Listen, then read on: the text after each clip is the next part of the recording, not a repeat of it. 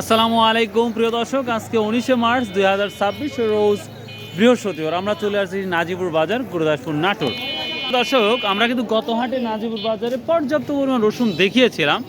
আজকের কি ব্যাপারটা দেখুন। কে নাজিপুর বাজার রসুন আসে নাই বললেই চলে। ওয়ালাইকুম ভাই, ভাই গত হাটে রসুন আপনারা নিলেন না, আর এই হাটে রসুন পাচ্ছেন না, কারণ কি? ঈদের আগ মুহূর্তে রসুন না আসার কারণ কি মনে করতেছেন? বৃষ্টি হলো, তারপরে রসুনের দাম কম, কৃষকের লস যাচ্ছে, এই কারণে আমদানি করছে। যাই হোক, আজকের বাজার কি দেখলেন? আজকে আজকে 2200 2300 টাকা, তার মানে গত হাটের চেয়ে আমরা দেখবো 400 টাকা বেশি এই বাজারে, 500 টাকা বেশি।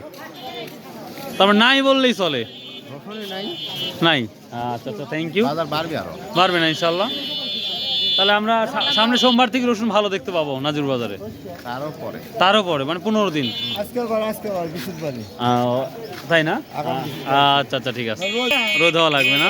প্রিয় দর্শক, তো এই তো শুনলাম, তো আমরা কিছু রসুনও দেখাবো আপনাদের নিঃসন্দেহে ইনশাল্লাহ। দেখি এখানে রসুন যেমন আছে, কি দামাদামি। আসসালামু আলাইকুম রহমতুল্লাহ। গত হাটে প্রচুর রসুন আসছিল, কেনার মানুষ পেলাম না, আর এই হাটে রসুন নাই, আপনারা সবাই মারামারি শুরু করছেন, কাহিনী কি? আমি তো নিজেই কিনেছি। ও, গত হাটে কিনছেন না? দেখ মাশাআল্লাহ। আজকে বাজারে কি অবস্থা তাই বলেন? 1800 2200 না বলছেন?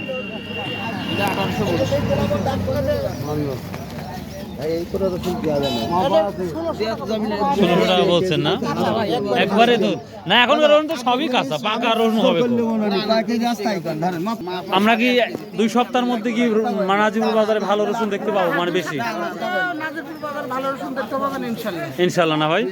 আচ্ছা আচ্ছা, থ্যাংক ইউ, আসসালামু আলাইকুম। দর্শক, একটা বড় রসুন দেখলাম 1800 থেকে 2200 টাকার মধ্যে বাজার যাচ্ছে। একটা ছোট রসুনও দেখতে পাচ্ছি, দেখি এটা শুনে নেব। কত বললো কাকা? দাম হলো 1000 টাকা না?